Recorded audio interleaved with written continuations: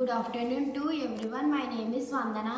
My name is Asrita Lakshmi. My name is Purnima. We are studying in 6th class in DH AGRAHARAM ZPHS High School. This project name is Cloth Protecting System using rain sensor. The rain detector alarm efficient way to stop irrigation. Whenever rain occurs,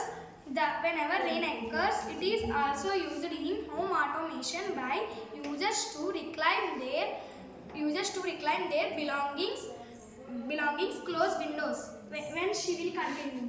This is mainly used in homes and agriculture.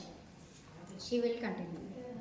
The rain sensor senses the rain automatically. Whenever rain sensor senses the rain, automatically protect the cloth to the inside of the building. So enter the sun.